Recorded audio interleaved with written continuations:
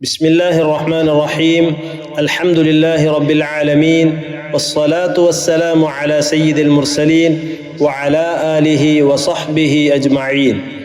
القاعدة العثمانية عثماني قاعدة أحكام النون الساكنة والتنوين.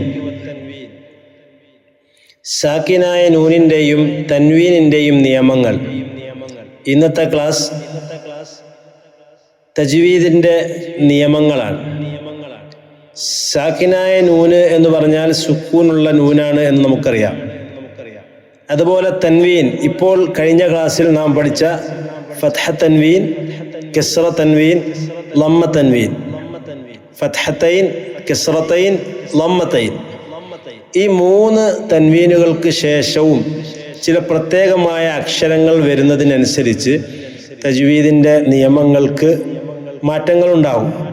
ആ മാറ്റങ്ങൾ അനുസരിച്ച് നമ്മളുടെ ഖിറാഅത്തിൽ, പാരായണത്തിൽ വ്യത്യാസങ്ങൾ വരുത്തേണ്ടതുണ്ട്. അതാണ് ഇന്നത്തെ നമ്മുടെ ക്ലാസ്. ഖായിദയിലേക്ക് ശ്രദ്ധിക്കുക. സാക്കിനായ നൂൻ, തൻവീൻ എന്നിവയ്ക്ക് ശേഷം വരുന്ന അക്ഷരങ്ങൾക്കനുസരിച്ച് 5 നിയമങ്ങളാണ് ഉള്ളത്. 5 നിയമങ്ങൾ നമുക്ക് ആദ്യം പരിചയപ്പെടാം. ഒന്നാമതായി ഇൽഹാർ. ഇൽഹാർ എന്ന് പറഞ്ഞാൽ വ്യക്തമാക്കുക എന്നതാണ് അതിൻ്റെ അർത്ഥം, വ്യക്തമാക്കൽ. രണ്ടാമത്തത് ഇദ്ഗാമും ബിഗുന്ന, മണിക്കലോടെ ചേർത്ത് ഉച്ചരിക്കൽ, ഉന്നത്തോടുകൂടി ഇദ്ഗാം ചെയ്യുക എന്നതാണ് ഇദ്ഗാമും ബിഗുന്ന എന്നതുകൊണ്ട് ഉദ്ദേശിക്കുന്നത്. മൂന്നാമത്തത് ഇദ്ഗാമും ബിലാ ഗുന്ന, ഉന്നത്ത് കൂടാതെ ഇദ്ഗാം ചെയ്യുക, അതായത് മണിക്കാതെ ചേർത്തി ഉച്ചരിക്കുക എന്നതാണ്. നാലാമത്തത് ഇഖ്ലാബ് അഥവാ മറിച്ചു മണിക്കൽ, ഖൽബ് ചെയ്ത് മറിക്കുക, മണിക്കുക എന്നതാണ്. അഞ്ചാമത്തത് ഇഖ്ഫാ അഥവാ മറച്ചു മണിക്കൽ. ഇതാണ് 5 നിയമങ്ങൾ. ഈ 5 നിയമങ്ങൾക്ക് ഓരോ നിയമത്തിനും പ്രത്യേക അക്ഷരങ്ങളുണ്ട്. ആ അക്ഷരങ്ങൾ സാക്കിനായ നൂനിൻ്റെയോ തൻവീനിൻ്റെയോ ശേഷം വരിക എന്നതാണ് അതിൻ്റെ പ്രത്യേകത.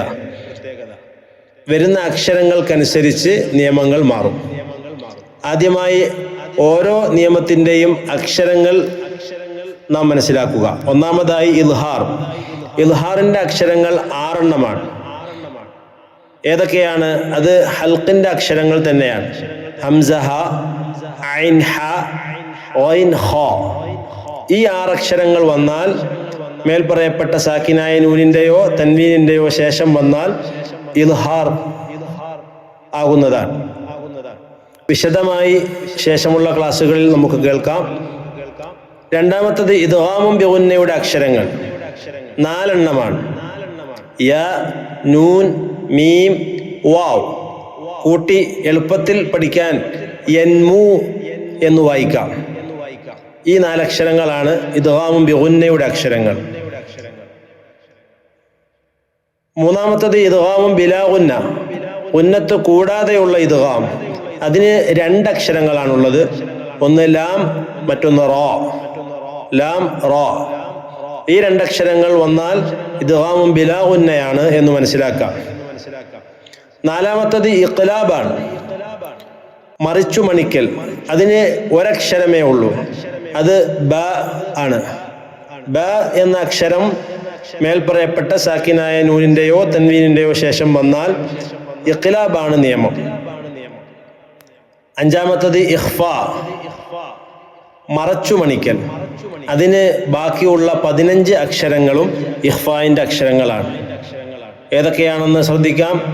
സോദ്, സോദ്, ദാൽ, ഥ, കാഫ്, ജീം, ഷീൻ, ഖാഫ്, സീൻ, ദാൽ, ത, സൈ, ഫ, ത, ലോദ്, ലോ.